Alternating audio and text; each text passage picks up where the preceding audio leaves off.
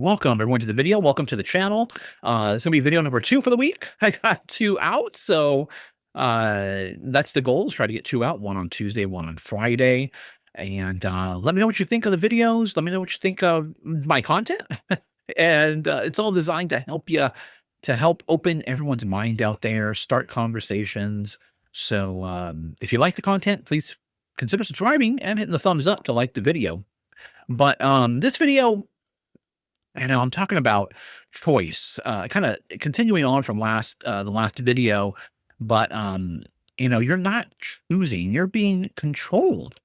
And maybe you think this just started with social media. It didn't. It hasn't.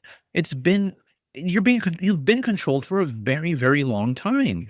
Long before any, algorithms came around, Instagram, YouTube, you just didn't notice it because it didn't feel like control. It felt like a choice.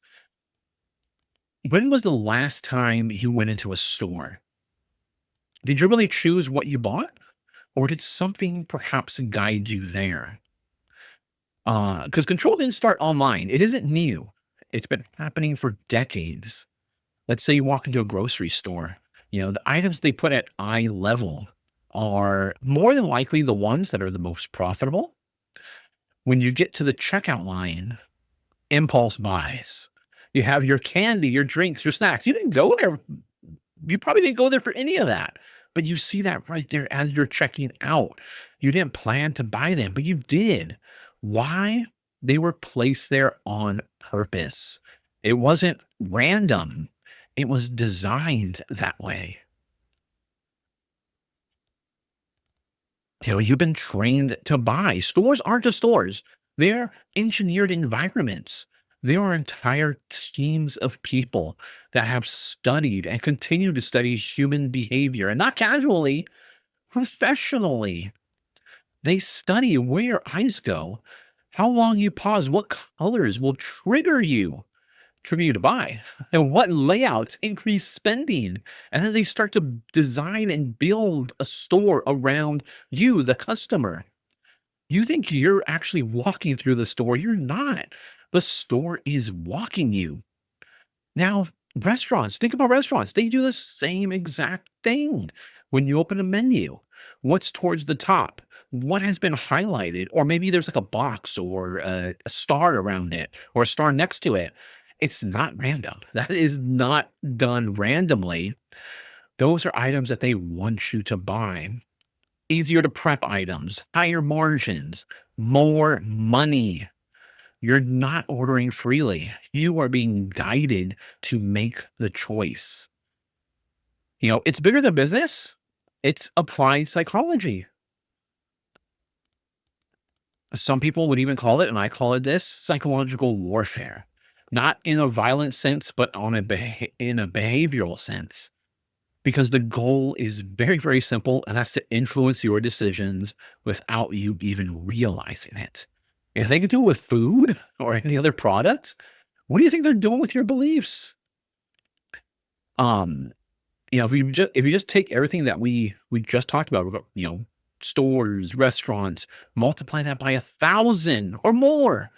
YouTube, TikTok, Instagram. These platforms are not guessing. They have data to back it up. They're tracking everything that you watch, things you skip. Anytime you hit a reaction, a thumbs up or a thumbs down, over and over again, they're tracking all this. And at that point, you're not choosing the content. It's the content that's choosing you. Now let's install beliefs into this. It's the same method, but a different outcome. Instead of products, it's ideas. You see something once, twice, maybe 10 times. It's that repetitiveness. And you get it from different people, maybe a different angle, just sounds a bit different until it starts to feel normal. It starts to feel true. And then you start using it as your own idea. Why don't you notice this? Because it's subtle. It's engineered to be subtle. There's no one telling you, you need to believe this. Because what happens? Generally, you look away. Instead, it's, here's more of what you already like. So you stay comfortable in it.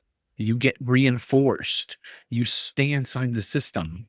And the longer that you stay in it, the harder it is to see outside of it. This is what modern control looks like today. It's not force. It's not, there's no type of pressure really applied. It's a design. Everything's placed perfectly. And then there's repetition, subtle influence.